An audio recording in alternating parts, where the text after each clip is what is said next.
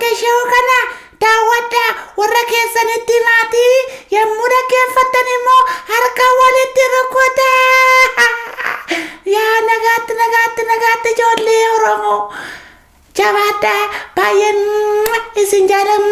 إسنجالا دايولي نغاتي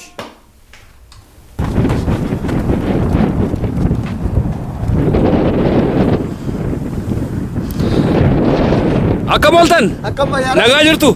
Maal hojjettu? Fiigichaan dorgommiin qaba. Sanaafan shaakalaera. Maal inni kan keessanii immoo alaabaadhumaanii kan shaakaltan. Egaa gaafa nu injifadhu hundumasaa 10,000 800 haaf maraatoonis hundumaasaa 200 yoo jiraate 1,000 hundumaa harkatti galfachuuf inni hin gadda kana shaakala jalqabe. Kan shantamaas. Hin afuufti afaaniin folfoloofti hin sabbakti harka walitti rukutaaf gaa hundumtu. Ammasin ammuma jalqabdanii hundumaa kan harkatti galfachuuf deemtu. Kana hundumaa harkatti galfachuuf. Abbaa shantamaas abbaa dhibbaas 500 maraatoonis immoo harkatti galfachuuf. Isinisuma jalqabdanuu arrabsoo jiraatiin jalqabdanii. Hundumti seen afuufti. hin sabbakti hin buufti buufaasee urguftiin siin jedhem ammareen gaddan jalqabe miti waan siibu gaafa immoo akka namni ammumaa ka'eenitti qophaa'e gaafa immoo ammumaa ka'anii alaabaa kan kiyya kan mataa kooti kan saba kooti kan mata kooti akkanatti kennaniifan fiigaa ilaame alaabaadhuma kanaan mooti garuu wanti isin gaafadhu miilaan fiiddumoo harkaan ni kun miille koo huqqati huqqina miilla kootii nagariin qalloo keessi migireedhaan kanumaan sadap jedhee hunda see yeroo harkatti galfadha. Abuubbii kana immoo kam gootu? Abuubbii kana himbu'a la akkasumatti waan biraa barbaadu. Tole amma isin yeroo gabaabduutti abbaa shantamaas abbaa dhibbaas abbaa 500 maraatoonis mo'achuuf deemtu jechuudha. Hundumti ishee isa seen afuuftu isa abbaan 10,000 abbaan maraatoonis kan keessan wanti hundumtuu kan keessan hin raawwate kan keessan inni kanaan duraa garuu soba jechuudha. Soba kijiba. Hammi darbe jechuudha. Wanti darbe hundumtuu kijiba. Isin egaa isin amma dalagaan keessan sanarraan jirru nu yamma. Dalagaan keessan egaa ammuma kaane ammuma harkatti galfatu. Baatii ja'a gidduutti fide. Baatii ja'a gidduutti maraatoonii jettamoo. Geeba hundumaa. Geeba hundumaa harkaan gaawwatu. Mana keenya keessatti akka hin argamu. Safuun kan waaqayyooti. Hammi kanaan dura fiigame hundumaan soba jechuudha. Kijiba. Miila kanaanii isin mootanii rabbi isin haa gargaaru jedha jabaadhaa qaba. Jabaadhaa. Barattoota biyya koo bilisummaa keenyaaf lafa isaanii dhabe. Wayyaa laal oboo aboo laal oboo. Bilisummaa ta'uu galanni isaanii barattoota keenya. Bilisummaa ta'uu galanni isaanii barattoota keenya. Kiiloo wareegamu kaasumee.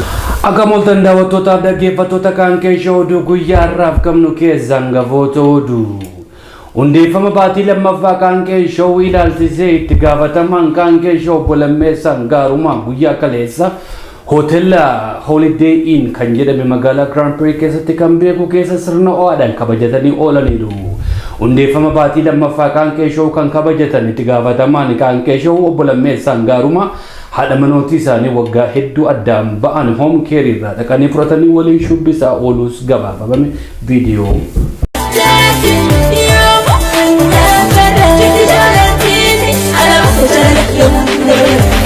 Yalanuma kanada sumarumanko marumanko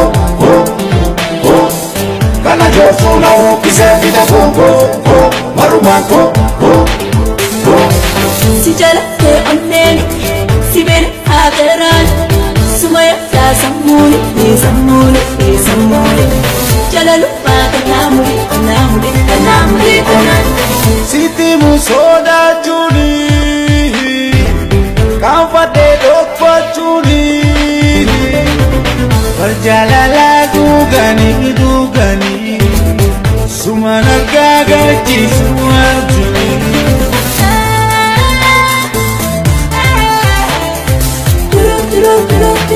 Abbiin sanbat duraadhaan gaddaa magaalaa Finfinnee keessatti rooba oolee bulee haddi bilisummaa Oromoo harka keessaa qaba kan jedhe mootummaan wayyaanee gabaafate.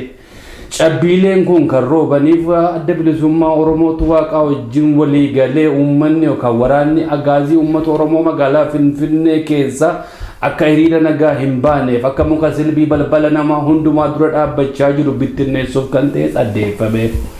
Addi bilisummaa Oromoo itti aansee cabbii kana yoo Maqalee irratti roobsate nuti immoo gara fuula duraatti magaalaa Maqalee gubbaa irratti magaalatti guutummaa kan ta'u mana ijaarra kan jedhanis dhaadataniiru.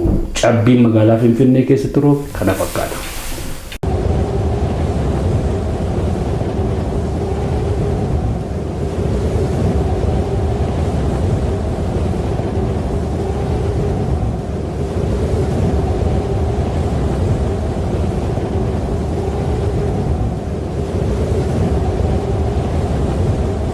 Jarra kana keessa ilma namaa miti qalameen namaan bulu kan nuffite qalamoonni biyya Afrikaa keessatti argaman yeroo ammaa kana namoota dudduuba goluun kaalchoon dhiitanii galgalgalchuu eegalaniiru.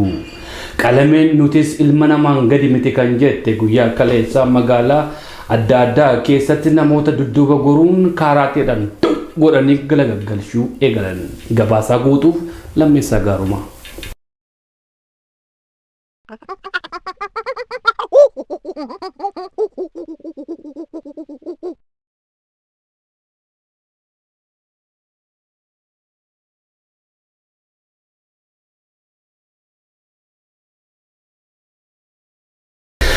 Dhaggeeffattootaaf daawwattoota kan keessa oduun guyyaa irraaf qabnu kanumaan akka torban yeroo biraa walitti deebinutti